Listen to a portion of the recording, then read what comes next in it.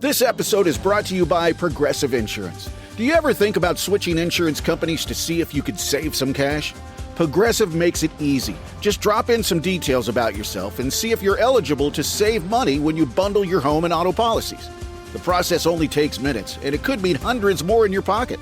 Visit Progressive.com after this episode to see if you could save.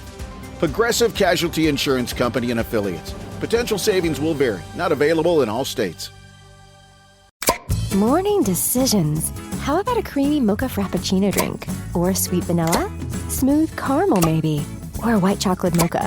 Whichever you choose, delicious coffee awaits. Find Starbucks Frappuccino drinks wherever you buy your groceries.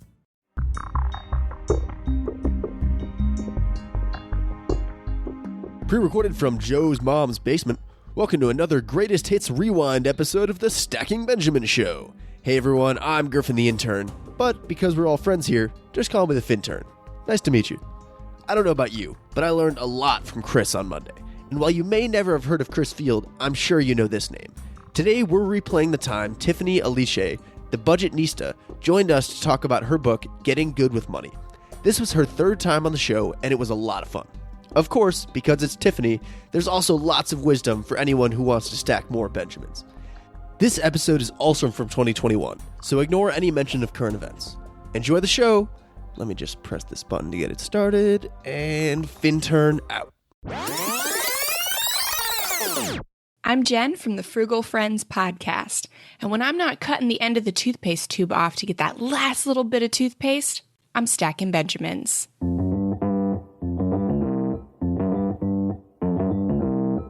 Live from Joe's mom's basement, it's the Stacking Benjamin Show.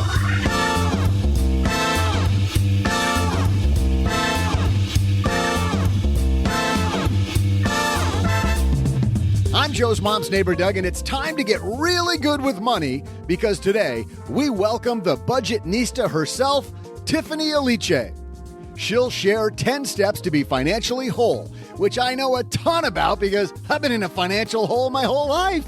Hey, yo, it comes so easy to me some days. Anyway, plus, what cars last the longest? Hondas? Chevys? BMWs? We'll ask that question to Carl Brower from iSeeCars.com during our headline segment. Later, we'll toss out the Haven Lifeline to Sarah, who wants to help her little brothers get started with investing. But what's the best account to use? And with them heading off to college soon, she doesn't want to mess with them getting financial aid. Man, this is a juicy one for sure. And I'll wrap this puppy up by sharing some of my wonderful trivia. And now, two guys who should have invested in El Caminos a long time ago. It's Joe and O-G.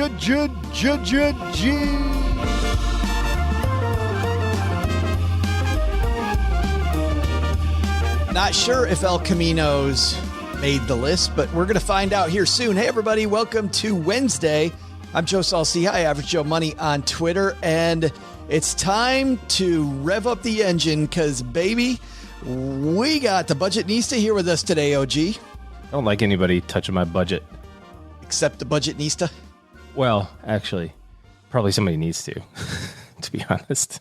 Get the OG household budget back and running today. Whip it into shape. Yep.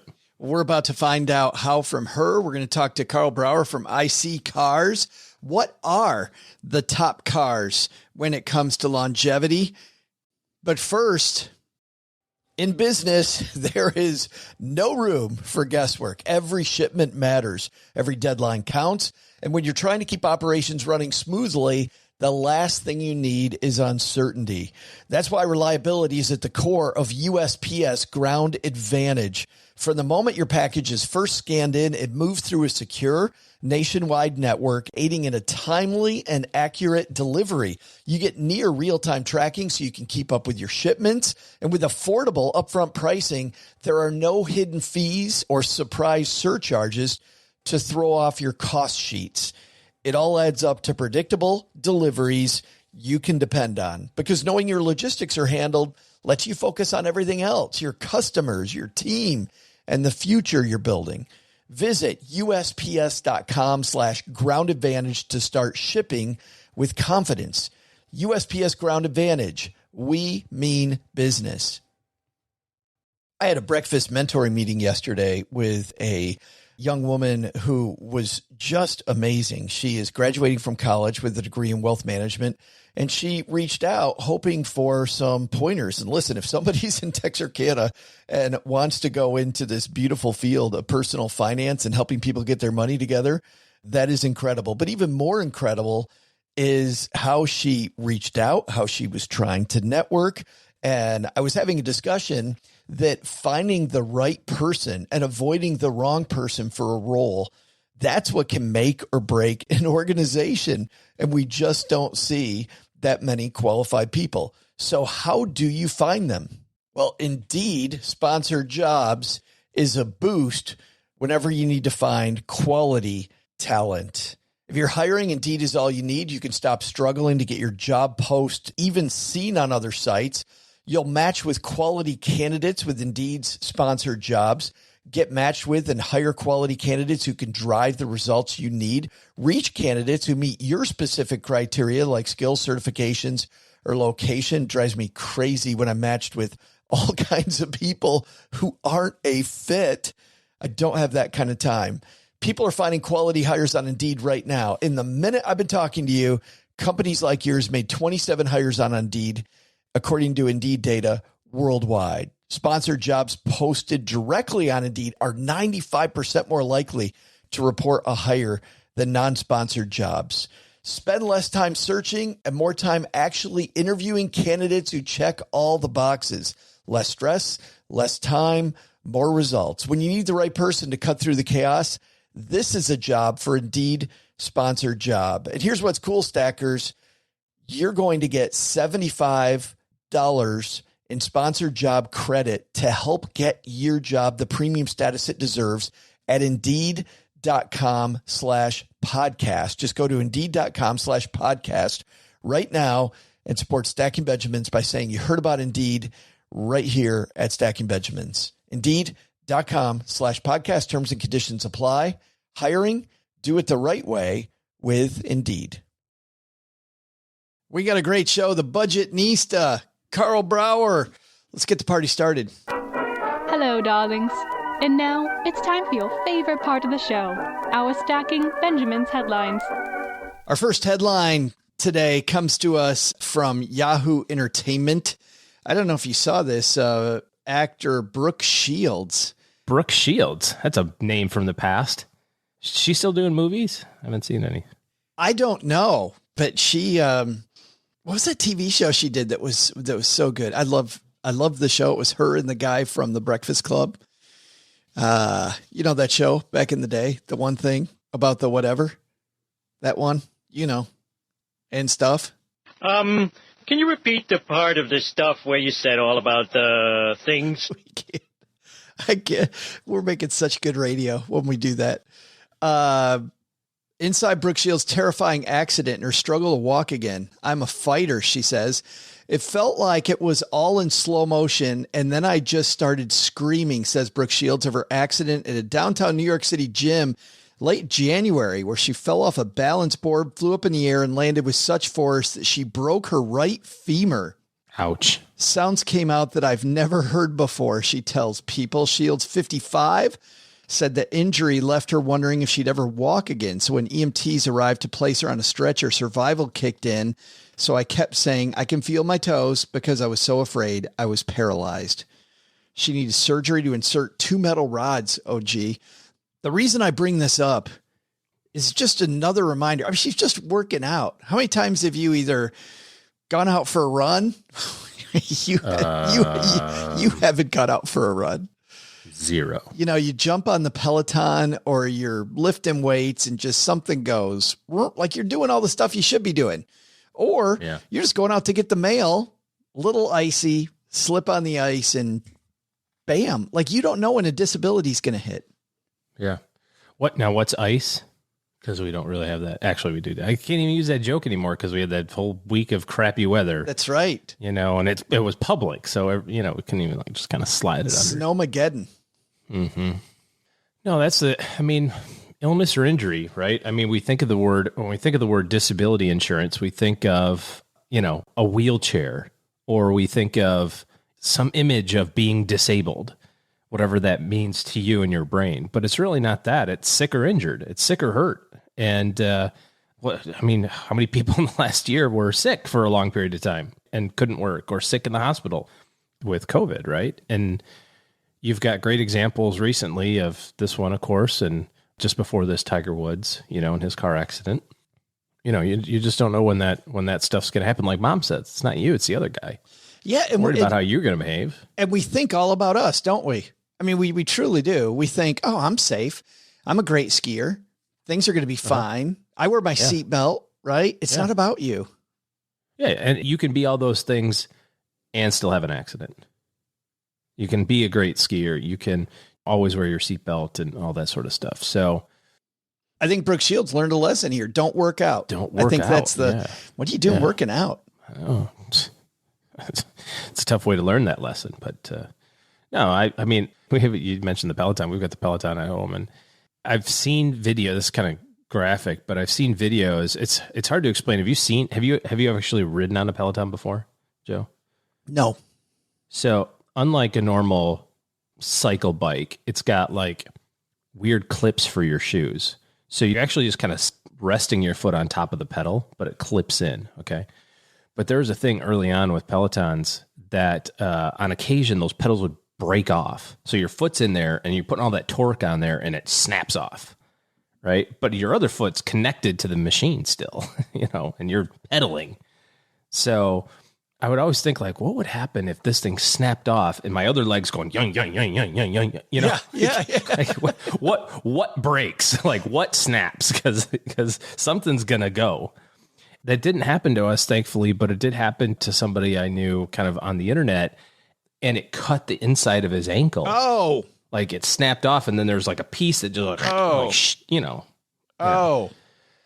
think they settled up. I think Peloton settled up with them before it got too public, and they fixed the problem, near as I can tell. But I mean, even stuff like that, right? You're doing the right thing. You're riding the bike. You're exercising, and a piece of plastic breaks. And you broke your ankle, and now you can't do that for a while. Now, a lot of people listening to this will say, well, that sounds great, OG, but I've got disability through work. Disability through work might be enough, right? But maybe not. Yeah. Well, it's not enough. Unless your living expenses are really, really, really low relative to your income. Most group plans, first of all, it's awesome if you have it at work. It used to be kind of a given that you had it, but companies have made adjustments to their benefits program. So if you do have short-term disability or long-term disability or both, it's a really great thing. But you have to read kind of the rules about it. Long-term disability plans generally only cover your base salary.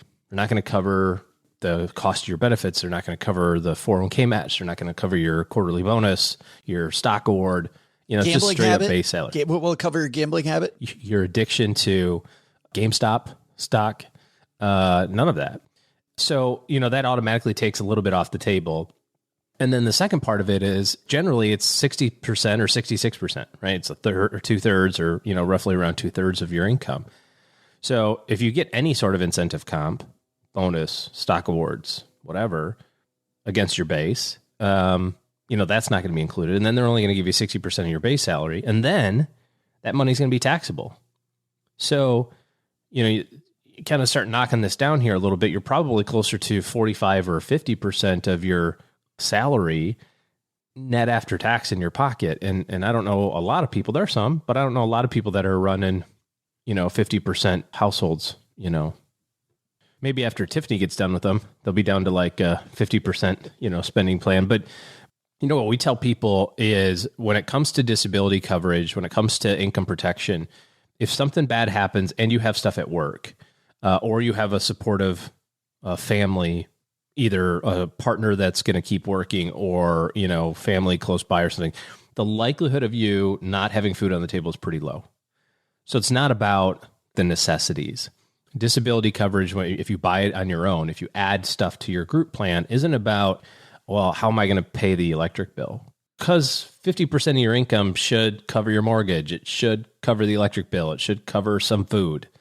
But what it doesn't cover is it doesn't cover your ability to save. And part of that money that you're earning every year, you're setting aside so that you have money in the future. You have money, when you're 60 or 65, and your group plan will end when you're 60 or 65. And if you haven't saved anything, the group plan ends and that's it. Now you can tick on Social Security. Well, what's Social Security based on? The amount of money you made. Earnings. What if you were sick or hurt? You had an injury that you couldn't work from 45 to 65. Well, you get, your Social Security is going to be impacted quite a bit. I know there's disability Social Security, but my point is that individual coverage isn't meant, I don't think, so that you have money to spend today. I think the individual coverage that you can buy on your own to supplement the stuff that you have through work, if you have it through work, you should be thinking about that as you're ensuring your ability to still save money. This is why, by the way, financial planners consider this the number one insurance that people overlook and that they need. I think that in household world, like our friends listening to you and I chat here, OG, we all think of life insurance as the number one thing, right? I would guess. Maybe car insurance. Most places you got to legally have that. But my point is disability is the one that you talk to any financial planner. I don't think they're going to say anything other than disability. What's the number one thing you need to cover? Disability. Well, I think it's interesting if you peel apart insurance coverages and recognize that it's all based on one formula. All insurance is based on probability times the magnitude of it happening. What's the likelihood of it happening? And then what's the check the insurance company has to write to make you whole? And that's how they figure out the premium. And just to evaluate the differences here, we have a 2017 Toyota Sienna minivan. It's got 55,000 miles on it, and it's loaded. I'll be honest. It's got a video screen in the back and cup holders. Well, it's even got leather. Cup holders. Yeah. How much is a car insurance for that car, do you think, for the year? I'm not even going to be in the ballpark. $1,000. We're paying about $1,000, maybe a little less, but about $1,000. No tickets, no accidents, 240-plus-year-old drivers, it's about $1,000. Now you go and you say, well, how much is $1 million term insurance policy for a 40-year-old who's in good health? And you go, it's also about $1,000. Why is it that my car, which is valued at $30,000, if they had to replace it, paying the same premium as my life insurance policy, which we know the outcome would be $1 million. And it's the likelihood of the event happening. And you say, well, okay, car insurance, I get it. You're more likely to get in a car accident, total your car, than you are to get hit by the mail truck and die. Okay. How much is disability insurance for that same 40-year-old? Right. If you buy it on your own? Yeah. Probably $2,000. Right.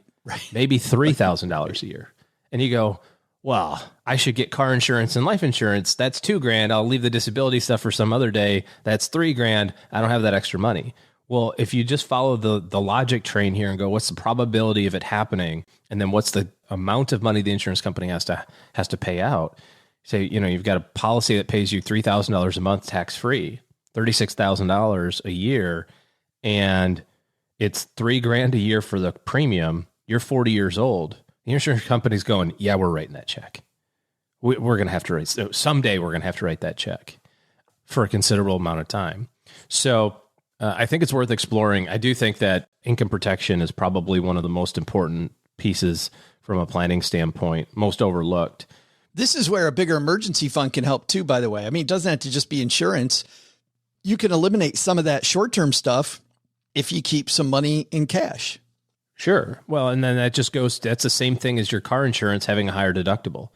If you have a $500 deductible versus a $2,500 deductible, that's going to be a different premium, considerably different premium. The same thing is true if you have 6 months worth of cash reserve versus a year. If you look at that, again, going back to the income protection, that disability coverage, if you can say, I've got everything covered for the first year, but I want to cover that catastrophic stuff, year 2 and beyond, that's going to change that cost structure again, because it changes the probability of it happening. A little bit of the magnitude, but more probability. So there's a lot of ways to solve it. I think the most important piece of this is going through the exercise of what happens if. Like, what would I do if I couldn't go to work tomorrow because I was too sick or too hurt to work? Where's the paycheck coming from? And What we like to talk to people about is thinking about these events, these what if scenarios, while you're of relatively sound mind, because trying to make tough money decisions at the same time that you're making or having a tough emotional time, or a tough physical time, you're not going to have a great outcome. You're not going to be able to make really good decisions in all of those areas. So game plan that ahead of time so that if something bad happens, you've kind of sort of already got a plan on the shelf. That's really the biggest piece of this. And in our second headline, a new fascinating study is out from ICCars.com. And this time they looked at which cars last the longest. You want a car, right? You probably want one that lasts. Joining us on My Dad's Shortwave Radio, our friend Carl Brower's back. How have you been, Carl? Hey, I've been doing well, just watching the market keep churning. It's never boring in the car world. And now we get to talk about which cars last the longest, which I think a lot of people care about. Well, and I think some people have cars that are going to last a little longer because they didn't drive them much last year. You must see now that we're starting to drive again, like people visiting your website more than maybe in the last 12 months. Yeah, we certainly saw a big drop off, say almost exactly a year ago, March, April. Things kind of went really low on lots of activity, I think, including website traffic. But honestly, it's been picking up really since like July, August and all. And now don't forget that just like you couldn't go anywhere or use your car as easily, you didn't have much else to do but sit in your house and go online. So I think actually a certain amount of websites, including the car websites, benefited. Well, especially when you have studies like this one. Walk us through it, Carl. What were you guys trying to look at specifically? What we do is we look at cars that changed hands in the used car market for 2020. And over that 12-month period, we were able to track almost 1 million used car sales a month, or 11.8 million total for the year. And every time a car changes hands with our data streams, we can see, among other things, the odometer reading. What's the mileage that this car was at when it was marked for sale and or for purchase? And from there, it starts to become very easy to filter all that data on which cars are hitting 200,000+ miles, which cars have over 200,000 miles on their odometer during a transaction in the last 12 months or the 12 months of 2020. And from there, we were able to tell, wow, some of these cars have a high percentage of 200,000+ miles on them, and they're still being bought and sold, meaning, they're still functional cars that people are wanting to drive. Yeah, that's just fascinating that you guys would even think of that, because we're all asking ourselves, I want a car that's going to last forever.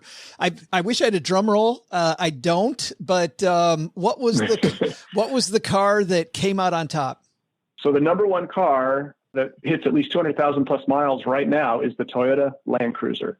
And there's some irony there, given that the Land Cruiser is just been officially canceled by Toyota. If you're following the latest news in the industry, that Toyota officially announced that the Land Cruiser is going away after 2021. As a side note, we're seeing something of a spike in sales volume for the Land Cruiser all of a sudden. So like so many things with humans, you don't know what it's got till it's being taken away from you and then you want it. So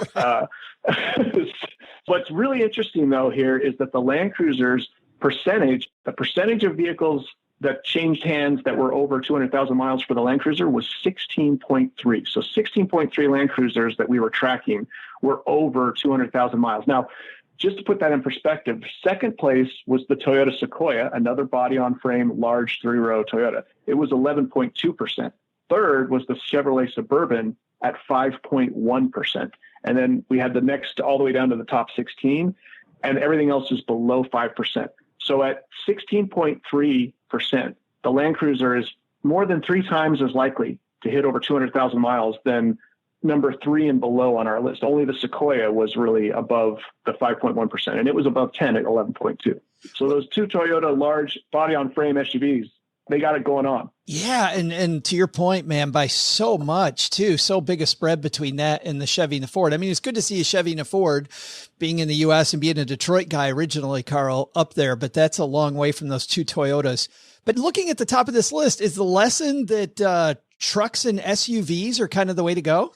I think it certainly illustrates that when you have a body-on-frame, highly flexible vehicle, I think both its durability and its flexibility make people want to keep using it, both the original owners and then when they change hands, the second and third buyers. I'm sure plenty of these cars that we're seeing hit 200,000+ miles are not originally owned cars, but there's still a life left in them that second and third owners recognize. And these body-on-frame cars, or trucks and SUVs, I should say, clearly reflect that in this list. What about sedans? I mean, the cars we see on the road every day. Yeah, I mean, we had two what I would consider cars, not trucks or SUVs on this list, which were the Toyota Avalon at number 6, and it was 3.9% of theirs, so still far off the 16.3% of the Land Cruiser. But the average car, by the way, just again, put in perspective, the average for all nameplates is 1%. So 1% of most cars hit 200,000+ miles. So the fact that the Avalon's only at 3.9%, it's still 4 times more likely, but it's also a fourth of the Land Cruiser. And then at number 16, the lowest we went on the list, which was at 2.6% of cars hitting it, was the Toyota Prius.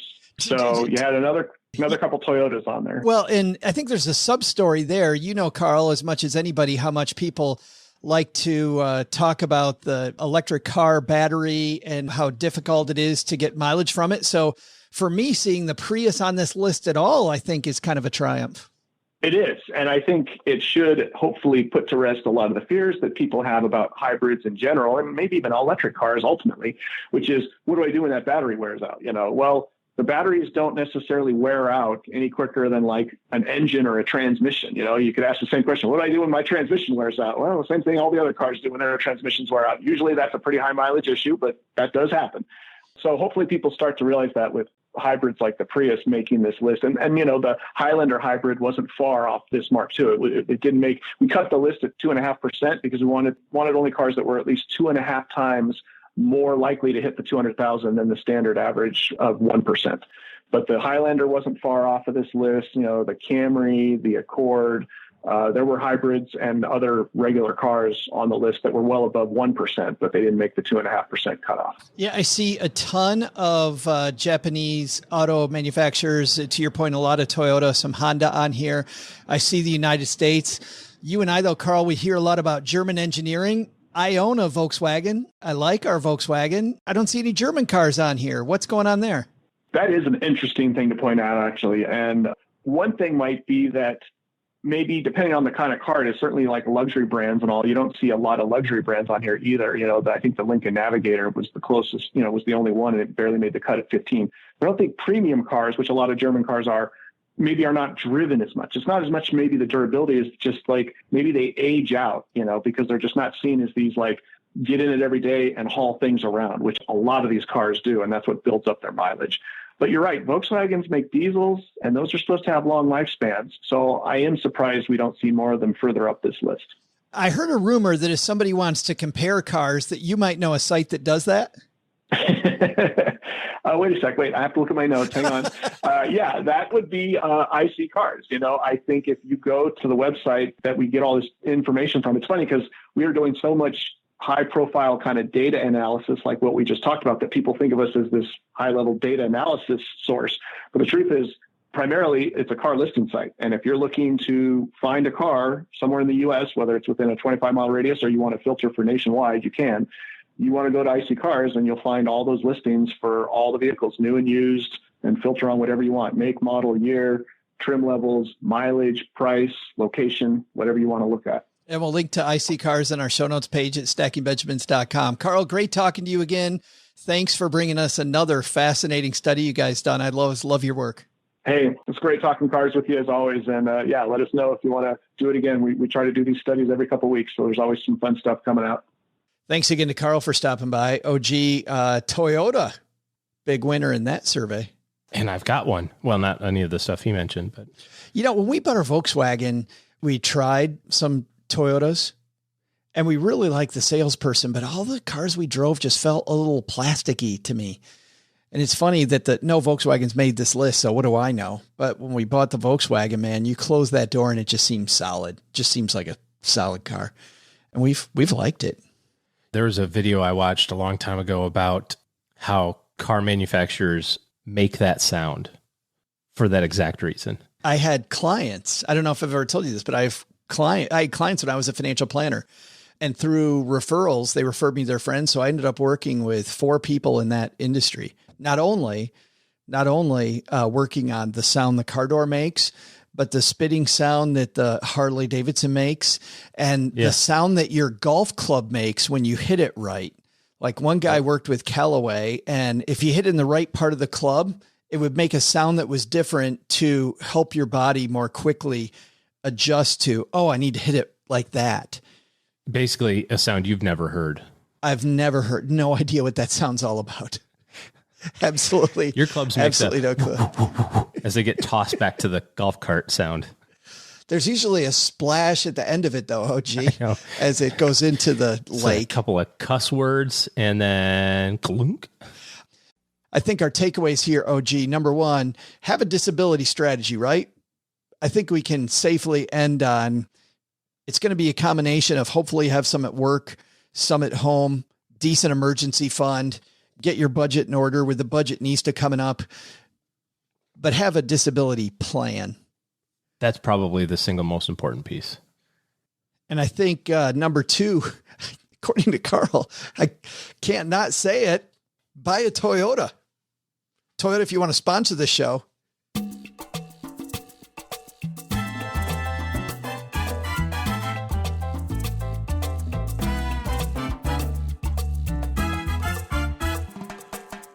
I'm not sure that is the takeaway, OG. I think the real takeaway probably is take a look at some of these stats before you go just fall in love with a pretty car. That might have been a better one than go buy a Toyota.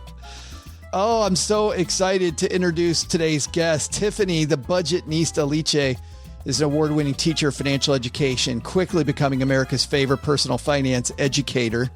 She has a book out right now for kids. I think I have to ask her about that book as well. However, she's created a financial movement that's helped over 1 million women worldwide collectively save more than $200 million, pay off over $100 million in debt. Of course, her own debt story we told last time she was here. We'll link to that in our show notes, by the way, if you want to go back and hear her harrowing story of not only being ripped off, but also making some bad money moves herself. Today, we're going to talk about how you can get some financial wholeness. Let's do it. Say hello to Tiffany Aliche.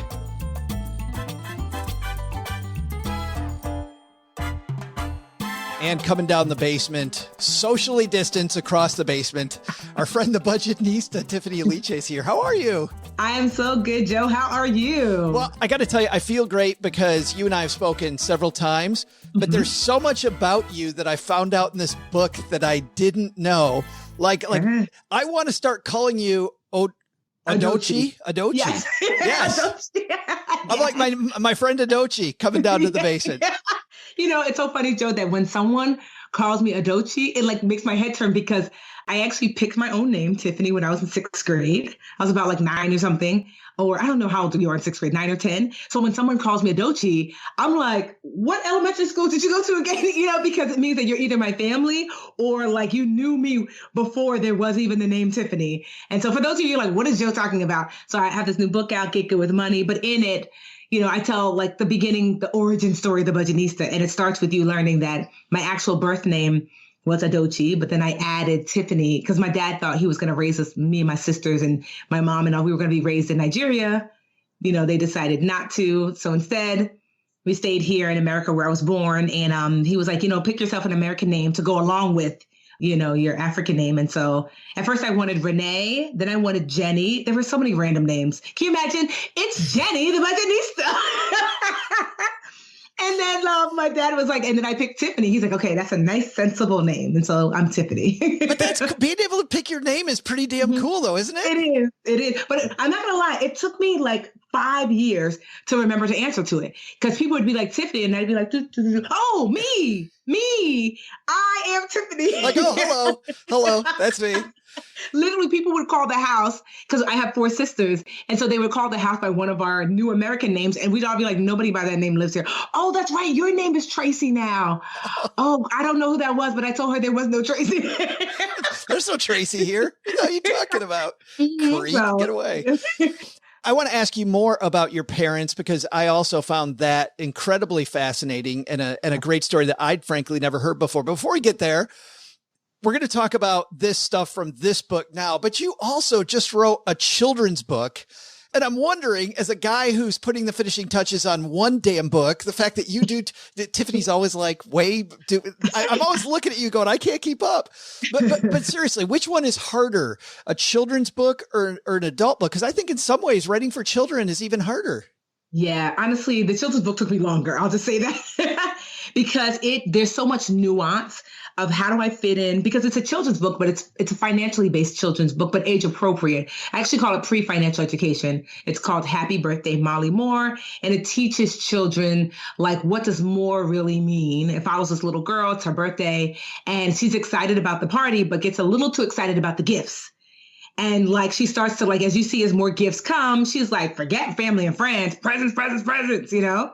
And then when it's time to blow out her candle, everyone's outside enjoying each other. And she's inside by herself, blowing out her candles herself. And she realizes what does more truly mean. She decides that she's going to donate some of her gifts and really spend time with family and friends. So that's like a pre-financial education lesson for kids, giving, service, community. But it took me literally years, because how do you tell that story and not be boring? Yeah. In just a few lines, and I also wanted it to rhyme. And so it rhymes. So it took me literal years. And so it was really, really hard because I wanted it to be engaging for the reader, the parent, but also the child that's being read to. I also have extended lesson activities and questions in the back of Happy Birthday, Molly Moore. But I'm really proud of that book. But I would kind of say they're almost equally as hard to write. You must have had to rely on your teaching background too. Yeah. I would think about the best way to teach kids with story. Mm-hmm. So I used to be a preschool teacher for over 10 years. And what I would do, Joe, back then is that like, if I wanted to teach a lesson and I found that kids weren't getting it, I used to find an adjacent book to help extend the lesson so they can, because kids have to see themselves outside themselves. So maybe you have a kid that is not really good at sharing. And so you read a story about a little mouse that, you know, their friends don't want to play because they don't want to share. And then, you know, like Jonathan is like, well, the reason why his friends don't want to play with him because he's not sharing. And I'm like, tell me more, Jonathan, the non-sharing kid. You know? Isn't that weird that he's doing that? Isn't that strange? And so what I found was that there were some lessons I wanted to teach, but there was no adjacent book. So I started to actually make up the stories to do so. And I used to like draw them out like stick figures on like paper. And then slowly but surely, I always knew that there were a series of stories that I wanted to tell. And so I started the Molly Moore series, and the first book is out, and I'm just really proud of it. It's done really well. The illustrations are, did you get to pick the illustrator or you did? Because the illustrations are gorgeous. Yeah, well, with that book, I really wanted full control. So I did a hybrid publisher where the publisher helps with distribution and connecting you if you need an illustrator and graphic designer and stuff. But all the legwork of marketing and honestly, the cost of everything fell on me. So it was the perfect marriage for that book. So I chose the illustrator. They helped me with a graphic designer to put like the words on the page. I had an art director to make sure everything flowed. It was, like I said, it was a big project, but it was something I really enjoyed. And just to see the thousands of families that have that book now, it's just warmed my heart. One more thing before we get to getting good with money is when you talk about stories. I mean, even listening to your podcast, Brown Ambition, it's not just for kids. I think stories, man, adults are so damn hard-headed that using stories, it seems to me now with podcasting, it's a great way to get through to people. Mm-hmm. So I use stories a lot. Also, too, like I said, I was born here. My parents were born in Nigeria, and it's African tradition to pass down history, to pass down lesson through stories. Sometimes as a kid, it would be annoying. He'd be like, Daddy, can I go outside? And he'd be like, well, one day there was an ant. The ant was walking and walking. I'm like, so I can go outside? Is it yes? Is this a no? Just cut to the chase, Dad. Come on. Yes. But like a lot of the way that I learned as a kid is that my dad would share stories, whether these are like parables or stories that he grew up like with, and stories stick with you. And sometimes it's hard to remember these concrete lessons, but stories stick with you. You might not remember every specific detail, but you remember you remember the high level lesson. You remember how it makes you feel. And so to this day, like whether it's Molly Moore in my new adult book, Get Good with Money, I tell stories because I want the lessons to stick. Let's tell some of that story of your parents. Why did they decide to come to the United States from Nigeria? My dad always says that like United States is one of the only places in the world where you can make dreams happen. With Nigeria, so many of my cousins are like well educated. You know, they have their doctor's degree, master's degree, but resources weren't as abound. So there might be this one job and 50,000 people literally apply for it. I mean, it's not even about how smart you are anymore. Yeah. It's not even about, it's not even like, it's not like, oh, well, the best, if you just work really hard. No, they just, so he knew that he needed the opportunity to say, if I'm willing to put in the work, there's at least an opportunity for me.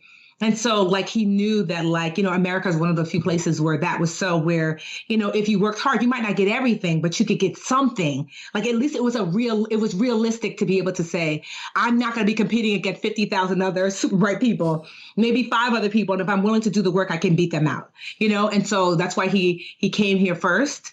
He didn't have much money. I think he said he came with like $200.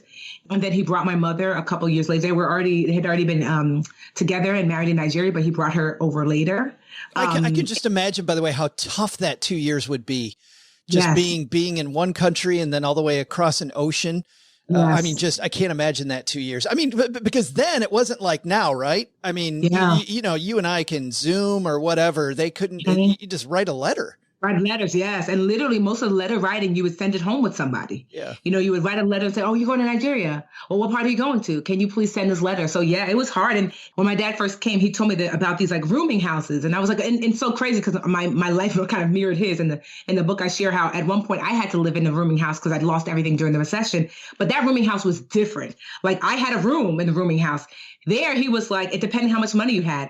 For $20 a week, you would literally just come home when it was time to go to bed. You would roll out your sleeping bag, and it might be 10 guys to the room, and you would roll out your sleeping bag, sleep, take turns taking showers, go back out and find work. And then when you had a little bit more, maybe $50 a week, that you get a room. If you had a little bit more, so it was. My dad is one of the people that I'm just like.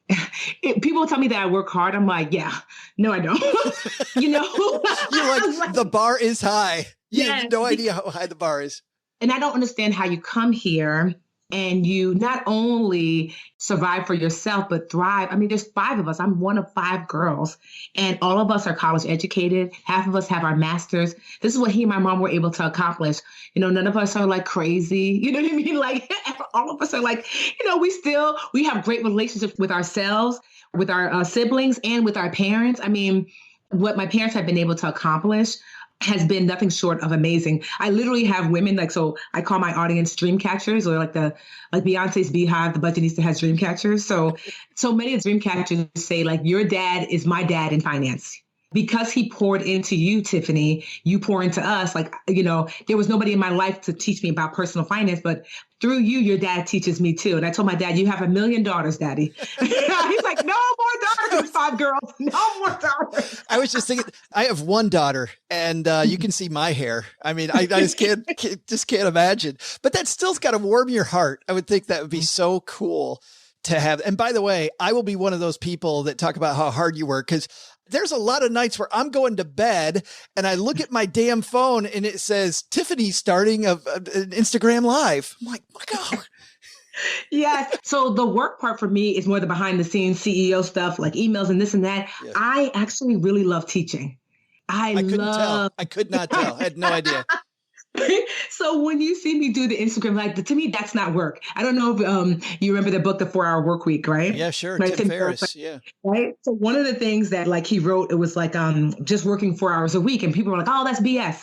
But what he meant was the activities that you enjoy, even if it's quote unquote technically work, he doesn't consider that work. So even though I'm going live and I'm teaching, and that's what I do as the Budgetnista, I don't consider that hour of me live work. I'm literally levitating when I'm teaching. Like it is the thing that I was created to do. And it brings me so much joy to teach, whether it's teaching through teaching live, whether, I'm doing a workshop seminar, whether it's a book, whether it's a course. I have my own podcast with Mandy, Brown Ambition, whether it's our podcast.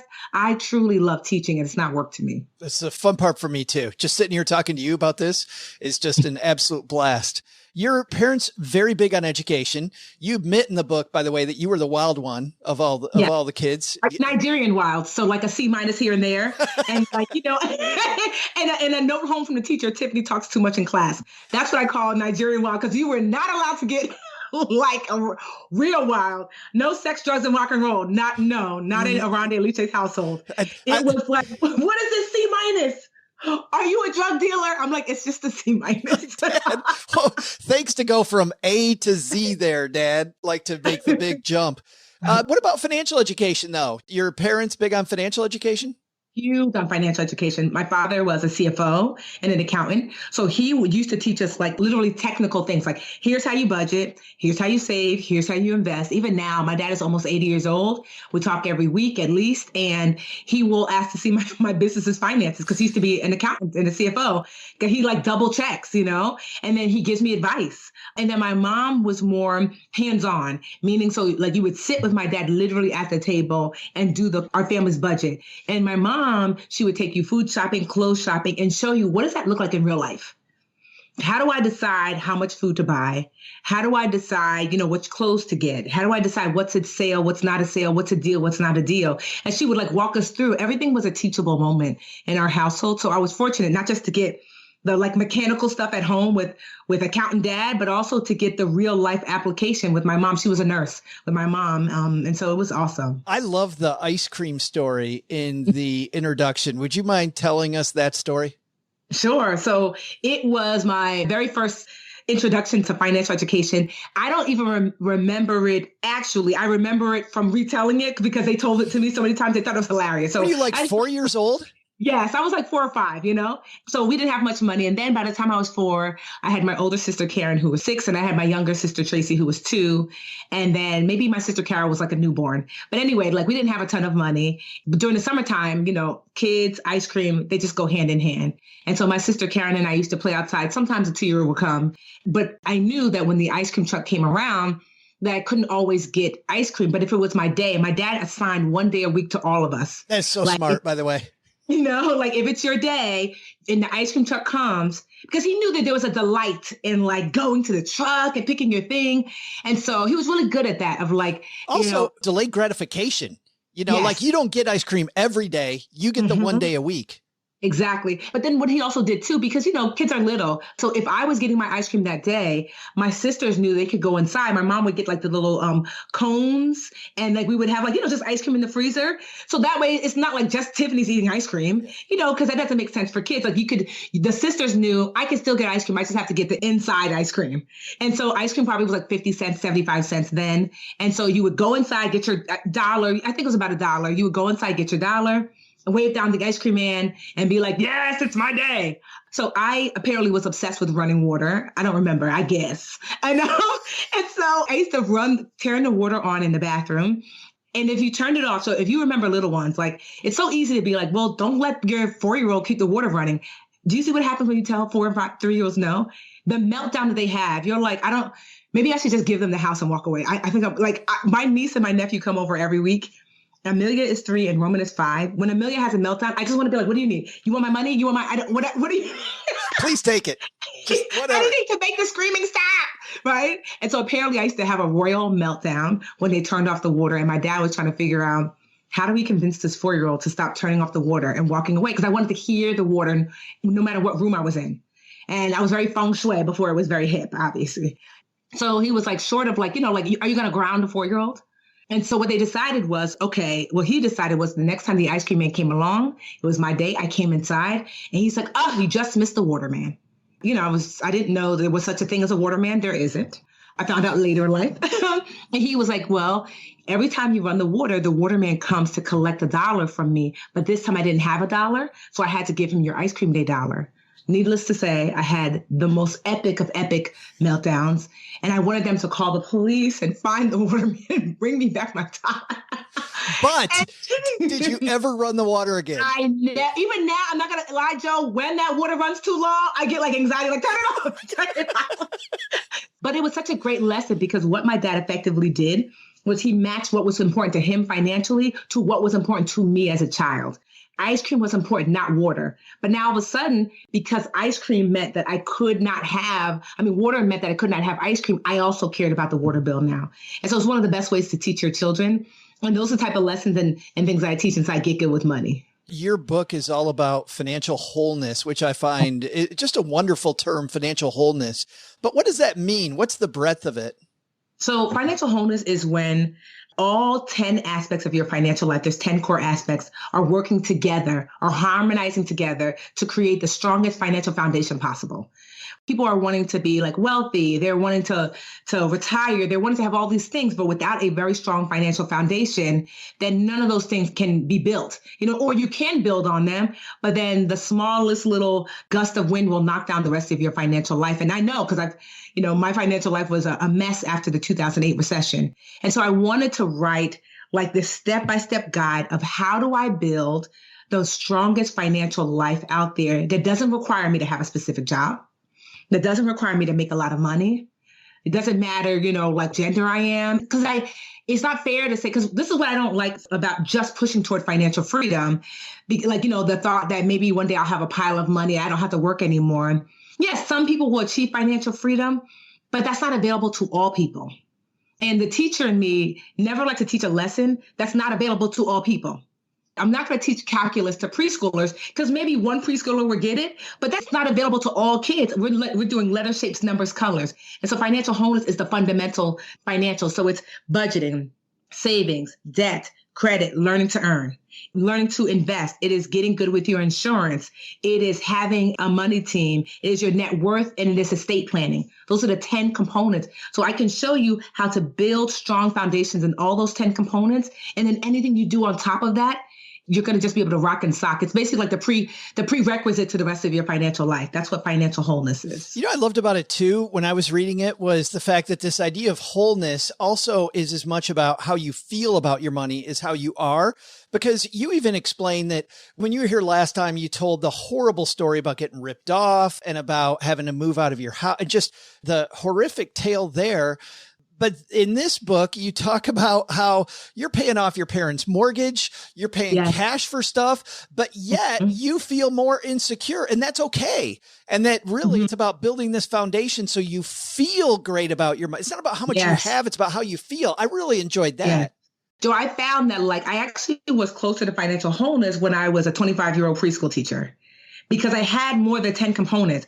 And then what happened was that my foundation, or really my emotional foundation, was shaken after the 2008 recession. And as a result, I forgot all of the lessons about financial wholeness. And I just focused on pile of money, pile of money, pile of money, pile of money. That's why I can honestly say financial freedom is not enough, because I achieved financial freedom. Do I have to work anymore? No. But I was improperly insured. I had no estate plan. So you have this pile of money, something happens to you, your family knows nothing about what you want to happen. Are they going to squabble? Is it going to, you know what I mean? What happens to your business? You have to, if you have a business, you also have to plan for that if you're not going to be here.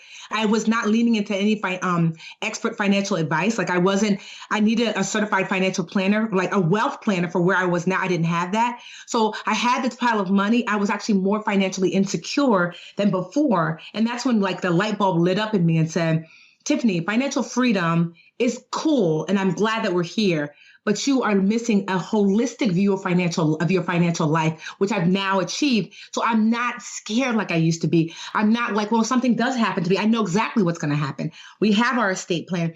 I am properly insured. Literally, the insurance policy I had now as Tiffany with 4 businesses was the same one I got when I was 26. My certified financial planner, my CFP, was Tiffany, what the hell? If something were to happen to you, this insurance policy doesn't cover anything. If someone were to sue you, your company, this doesn't cover anything. And so when I tell you, it brings me such peace. I am a worry wart. I'm a nervous Nelly. I promise. I don't like scary movies. I don't like roller coasters.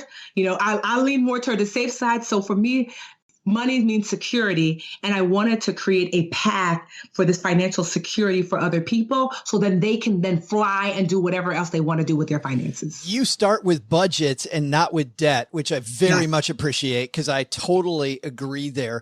But what's the piece of the budget that people get wrong? Let's give people just a little tactical advice from the book that they can take and walk away with. Well, the piece of the budget that people get wrong is that, one, that they think budget is restrictive. It's your say yes plan. Budget is there to say yes if, yes when, yes or.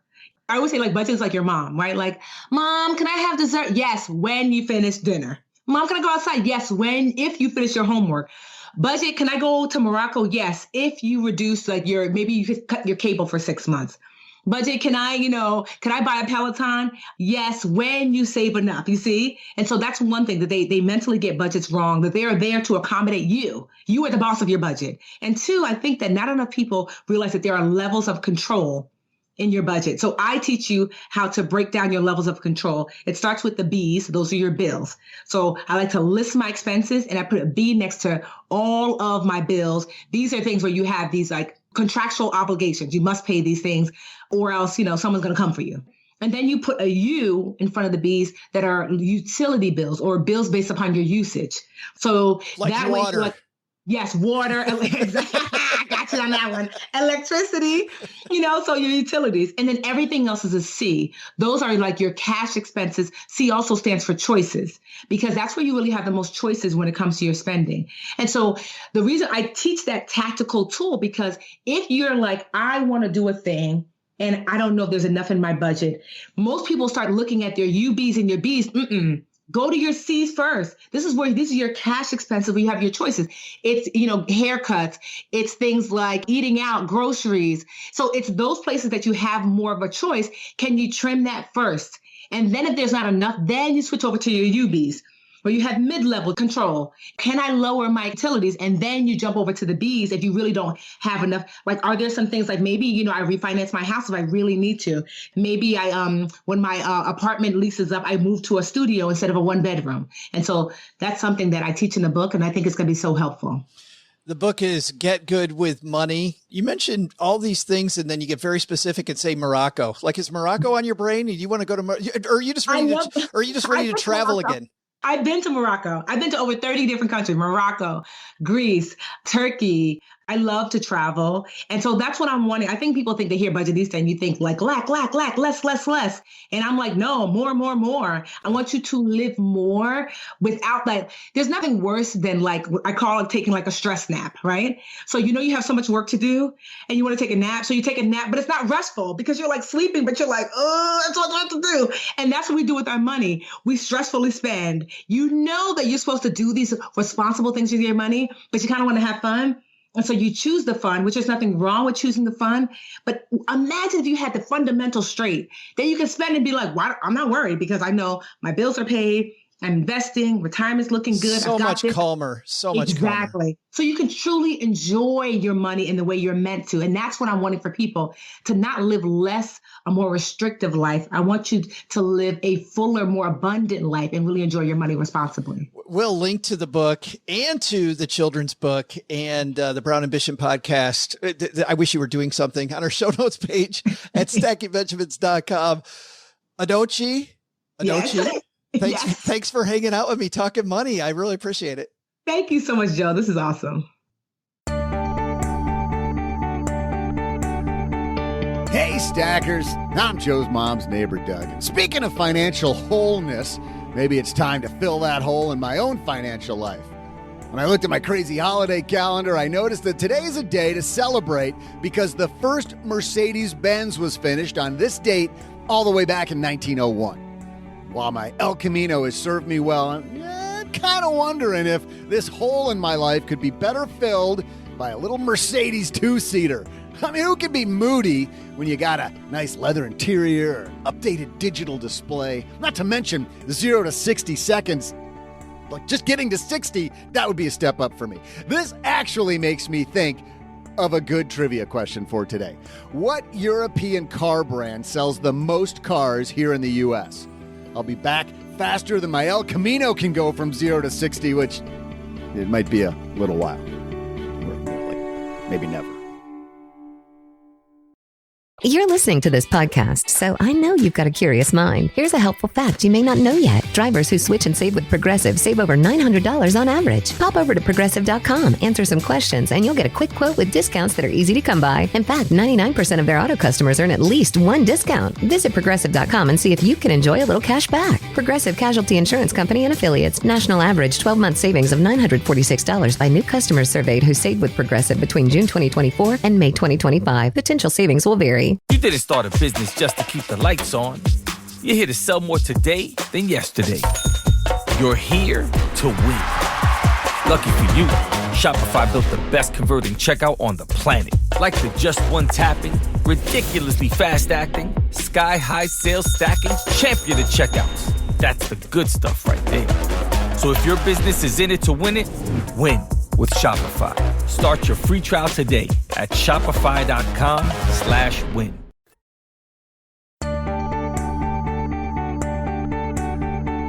Hey, stackers. You know how I was leaning towards getting myself a Benz?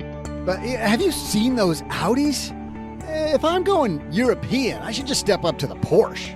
Well, who am I kidding? You only live once, right? Let's shop a little further down south and get myself the Mac Daddy of them all, Lamborghini, or a Lambo, as we current and future Lambo owners refer to them. I can't go saying a 5-syllable word every time some peasant asks me what kind of car I drive. That'd just be exhausting. That's like signing my full name every time I get asked for an autograph. And the last thing I need as a Lambo owner is to be exhausted. We prefer you eat our exhaust. Before I go do the online pre-order, let's get back to today's trivia. The question was, what European car brand sells the most cars here in the U.S.? Well, using Q4 data from 2020, coming in at number 3 was Volkswagen. At number 2, our friends at Mercedes. And at number 1, it's BMW. No BMWs for this guy. It's time for me to go get myself a Lambo. See ya.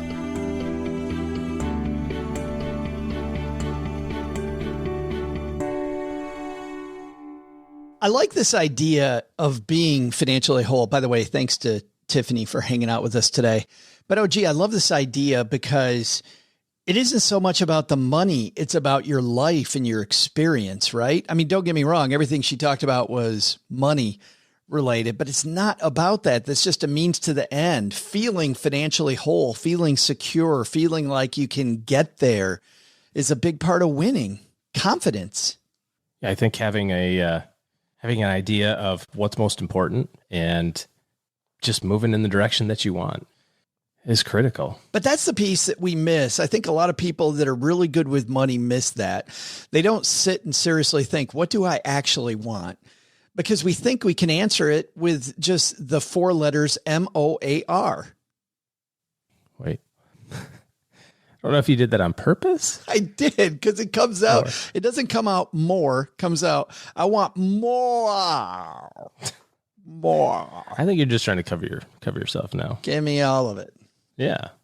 You can't just say like, I've got 200,000, I need 300,000. You have to have this long range goal. You have to be able to break it down into little bite-sized pieces, step by step along the way.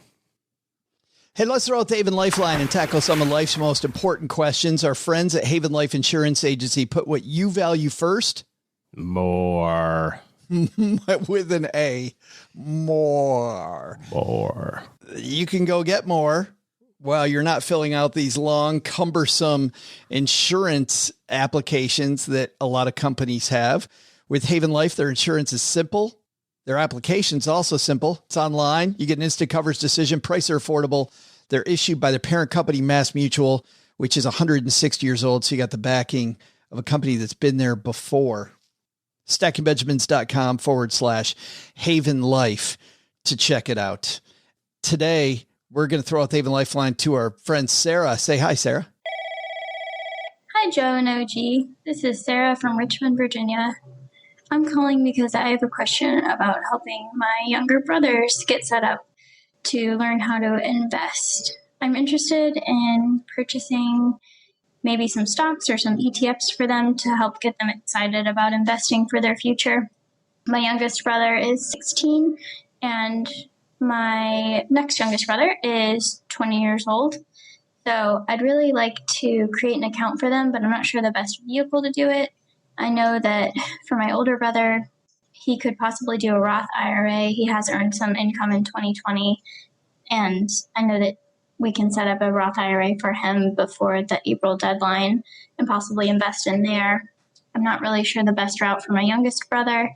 And I'm also not sure the implications in terms of how this will affect their college funds and financial aid in terms of having accounts in their names, if that will really reduce the financial aid available to them. I don't expect to learn anything, but you guys always make me laugh. So be sure to send me a t-shirt. Thanks. See ya. Hope to see you later, Sarah. Thank you. And at least we make her laugh. We're 1 for 2. We can't teach her anything, but we can make her laugh. Well, we can try. The financial aid issue, if they're getting financial aid right now, Sarah, that might be a little problematic because it will count against them when it comes to financial aid if it's in their name. But what are you thinking, OG? Yeah, I mean, to kind of talk about that first, I think, since you brought it up, the financial aid stuff, the government wants to count a third of whatever the student has as usable for a year of school. So it would be impactful, but I don't know how much money you're trying to start with. If you're like, I want to put in $800,000 for each one of my brothers. It's like, okay, that's going to affect it. If you're like, I want to put $200 in, I don't think that's going to affect it. But it's like if you're putting $1,000 in, that's $333 of student aid that they lose. I mean, that's a chunk of money. It's a relevant sum. Yeah. I mean, it's something, but also that's a good lesson. Like, I mean, you can't show the government all your money because they will steal it from you. See, this is what happens. You can't have anything nice because the government comes and takes it. That's exactly it. What a lesson. What a lesson at 16. Well, but for the 20-year-old, I mean, if the 20-year-old has 1 year left to go in college, yeah, maybe a year and a half, yeah, then maybe hold off. Now, could she put it in her name initially with them as a beneficiary until they're out of college and then gift it to them? I would think. Yeah, that's fine. I mean, assuming it's not too big. I mean, even if it is a big gift, there's just a gift tax return, which doesn't mean that there's going to be any tax associated with it necessarily. I wouldn't want to be in my 20s and hanging on to a gift tax return for the rest of my life. But yeah, so you can, that would be something, $14,000 you can give away a year to a person. So you can put it in your name. We like Stockpile. It's just such an easy app and it allows fractional ownership of stock. Other companies are getting on board with that. I know Schwab has their little stock slices now, which is kind of the same thing, kind of running Stockpile out of business because Schwab's doing it for free and Stockpile charges 99 cents a trade. But I just like the idea of them being able to see the brands, now for we use that for our younger kids. For an older one, I think the Roth IRA is a good idea. Earned income contributions, up to your earned income or $6,000. We have seen the impact of contributing money to a Roth from 20 to 30 and then never again, and how that turns into millions of dollars, when you're in your 60s. So that's super, super, super important. And you have until May this year to do it, or your tax filing deadline. So you've got another extra few weeks. But for something like that, I would definitely be just considering an ETF or a mutual fund. I think the biggest thing that you can do is make sure that you get your brothers invested, and not in the sense of doing the money, but invested in the process of talking about it, and have them help you with the solution. Whether that's, hey, I need you to look at these 5 different choices and tell me what you see. Just have some sort of skin in the game associated with the process. What's worked really well for us is juxtaposing the dividends that the stock portfolio is paying out for the kids versus the bank account interest every quarter. They have more money in their stock portfolio, but not 50 times more money. So when they get their dividends and it's like, hey, I made 50 cents in dividends, the kids are like, who cares, 50 cents? I go, I know, but the bank paid 1. The lesson is that the bank's not where you want to keep your money for investing, because you get 1 cent. And I understand that 50 cents isn't anything also, but it's 50 times more than 1. So just, think about that as you're putting money away in the future. And then I think the hardest part for young people to gather is the power of compounding. It's just a really, really, really tough thing to understand and to look at it and say, yeah, okay, I put $1,000 in. That doesn't mean anything. It's like, you're right. It doesn't. That $1,000 is almost nothing in the grand scheme of things, but it's the $1,000 every single year for the next 30 years that turns into something. I'm glad you brought that up because I thought the same, that investing the way that you talked about, coupled with some education, like maybe OG, one of the books by some of the great authors we've had on this show, can really help. I mean, my son got great inspiration from Scott Trench and Set for Life and Ramit Sethi. I Will Teach You to Be Rich. My daughter got great inspiration from Bola Succumbi at Clever Girl Finance, and also from Aaron Lowry at Broke Millennial. So what do you think of that idea? It doesn't have to be a book, but some sort of getting them, I love your phrase, getting them invested. Yeah. I'm just trying to think back to when I was 16 or 20. I'm not entirely sure that it would have been super fun for an older sibling to be like, hey, so I got you 3 books to read about money, but I don't think it'd be 3 though. I think it'd be 1, if Sarah phrases it right, like, hey, this guy knows how to Scott Trench knows how, if you start early at your age, you can set yourself up forever. Mm-hmm. Like, how great will that be to be, use a really old age if he's 16, like 31. Yeah. Like by the time you're 31, you're just kicking it. Yeah. It's more of an uphill battle, I think, on the book front. But I see Nick, because obviously Nick went down that path, and he, for lack of a better term, drank all the Kool-Aid and is killing it. But I wonder if that's more personality style. And frankly, he was done with school, right? It's not like he read it when he was a junior in high school. He read it when he was done with college, and he was working at his job, and and had extra savings and stuff at that time. Or no, he got the Scott Trench book when he graduated from high school. No, well, see, what do I know? See, yeah. Thanks for helping me along the way there, buddy. You're supposed to be like, anything I can do to prove your point. Throw you under the bus. Yep. Beep, beep. I could have hit thump, pause thump. there and just said beep beep thump thump. No, anything. Anyways, it's a great idea. I mean, helping your family out, I was going to say, helping push them in the right direction is great. The hardest part is keeping them on the path. It's hard because you care more about this probably than they do at this time. But the best way to do that is surround sound. When you find fun TikTok videos, some of these hilarious videos that we share that are ridiculous, like I think keeping it fun and light is a good way to get them involved. Obviously, and Sarah doesn't sound like she'd preach at her brothers, but hey, older sister, there have been times when I'm the oldest where I've inadvertently preached to my siblings. Oh, I preach. It doesn't go over that well. And you're not even the oldest. I am the oldest by far. And I preach. And the most mature. Good looking. Richest. And the most. I was playing golf last night on the Xbox with a few people. My friend Mike said, I am the most egotistical person by far. I don't know. You give him give Mike a run for his money. I'd give him a run for his money. I do. I just thought it's great. If you're gonna say you're egotistical, you're the most egotistical. Yeah. You're like an 11 on the ego scale. By far. Thanks for the question, Sarah. And of course, for being brave and calling the Haven Lifeline. We're sending Sarah some swag. You kidding me? Of course we are. And you're going to love it. Most comfortable shirt, most people tell us. stackingbenjamins.com/voicemail. If you'd like to be like Sarah, ask away. We love chatting about money with you. Speaking of chatting about money, if you want to hang out and chat more about money with us, you can find us on our Facebook group, The Basement, stackingbenjamins.com/basement.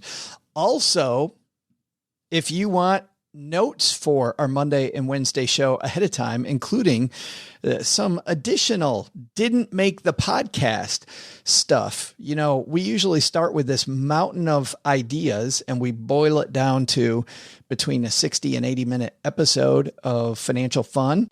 But if you want more, MOAR, stackingbenjamins.com/stacker, and every Sunday night and Tuesday, you'll get this ride along. I almost said summary, but it really isn't a summary. A guidebook. It is a guidebook. Yeah. With additional resources and fun. Sometimes we've got some hilarious YouTube videos in there. Other times links to websites that make the point that we're making on this show, kind of where we got it from. stackingbenjamins.com/stacker. Plus you'll get my money lessons with that. And you'll also find out what's going on as COVID starts to go away. We're thinking about getting out of the basement, which means this time next year, OG, hopefully we're going to be seeing a lot of you near the town where you live. As many as we can find, we're going to come find you. Because nothing better than hanging out with a bunch of stackers. And last, if you need a fellow smart stacker in your corner who's also a financial planner, OG and his team are taking clients, that means you can have the most egotistical guy in the room and his team. But best. So there's that. You got that going for you. As your financial planner, stackingbenjamins.com/OG to get to their calendar. That's going to do it for today. OG, thanks for hanging out. Doug, you got it from here, man. We got a lot of people to thank. What should we have learned today?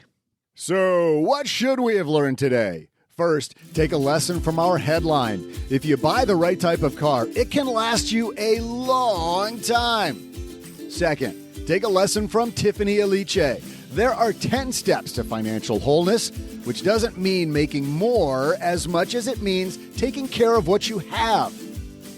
But the big lesson? I just went to pre-order a so-called Lambo, and have you seen what those things cost? I mean, come on. They break down left and right, and insurance on those things. I mean, come on. I mean, it's just through the roof. Plus, all the people gawking at you, who needs that? Nope, I am sticking to my El Camino, which has nothing to do with cost, I assure you. I just don't want the inconvenience of having to service that Lambo thing all the time, you know, and all the people like looking at you. I get enough of that every day. You know, I'm a practical guy. To learn more about our guests and for more resources, you can head to our show notes page at stackingbenjamins.com. Would you like to get good with money? If so, you can learn more from Tiffany Aliche by heading to thebudgetnista.com or check out her new book, Get Good with Money. A 10-step plan for finding peace, safety, and harmony with your money, no matter how big or small your goals, and no matter how rocky the market might be. By the inspiring and savvy Budgetnista. You'll find it wherever books are sold. Thanks also to Carl Brower from ICCars.com for joining us. No Lambo on his list, so there's another reason not to buy one. Of course, there's no El Camino either, but I think that's just an oversight, isn't it? Carl, that's an oversight, right, man? This show is created by Joe Saul-Sehy, produced by Taylor Stevens, and engineered by the amazing Steve Stewart. Online, visit us on Twitter at SBenjaminsCast or on our Facebook page. I'm Joe's mom's neighbor, Doug, and I just jumped the shark. SB Podcasts may receive payment on the show from sponsors and guests in the form of books, giveaway items, discounts, or other remunerations. That's a big word. There's no way you take advice from these dorks, but like Joe's mom always says, don't take advice from people you don't know. This show is for entertainment purposes only, and before making any financial decisions, consult with a real financial advisor.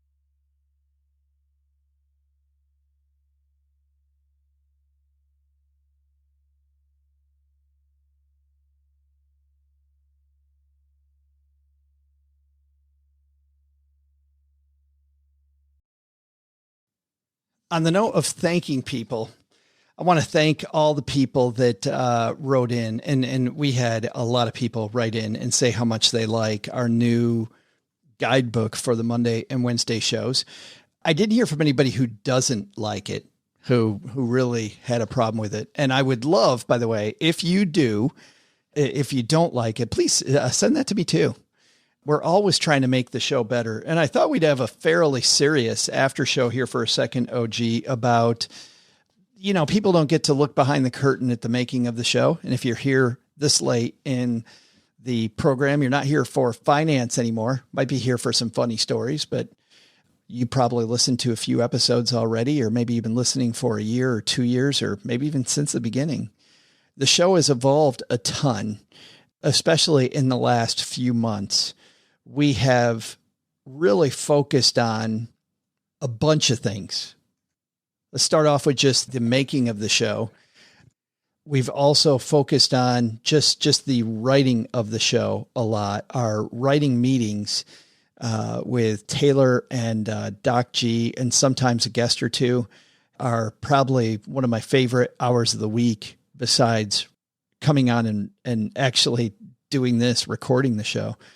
But something that we're also trying to do more of is be on social media and have more chances for people to just ask questions, to just get out there. And I find, and I don't know what it is. I don't know, OG, if it's the fact that I've been, we've largely been to ourselves for a year, but I find myself craving that, just craving groups of people. A big dinner party. Yeah. Yeah. Or jumping on Instagram and chatting with a bunch of friends, or, whatever it might be. There is a new social media channel coming out that we have been privy to help launch. I can't say anything about it yet, except the fact that it's coming, but it's really exciting. And I can also say, I think I can say that, while I really don't like Clubhouse, this fixes all the problems that Clubhouse has, or at least a bunch of them. Fixes a bunch of the problems that I have with Clubhouse. And right now we're actually, have you gotten your invite yet? Have they let you in? No. And you applied, right? I didn't do anything. You didn't fill out the application? There was nothing to fill out. Oh, okay. I apparently didn't send you the right link then. I don't know. Yeah, you said to wait or something. I don't remember.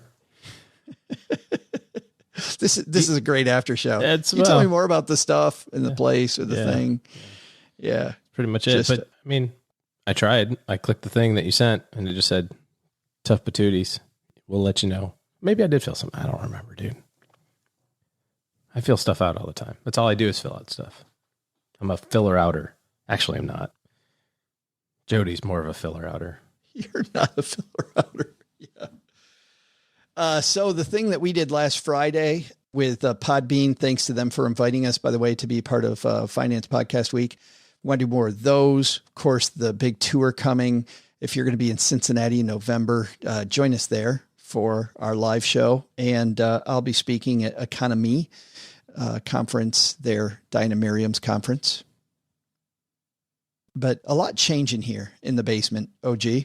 And of course, you change subtly because there's so much stuff that we like. We don't make big glaring changes. But if you go back and listen to a show from 6 months ago and you listen to a show from today, we've definitely been tweaking the engine. You just had to say that because you're watching that Formula One thing. I love that Formula One thing. I totally do. That Formula One, even if you don't like racing, I'll tell you again, I know I think I said it on Monday, didn't I? That I just flip in love F1 Drive to Survive. Just a great documentary.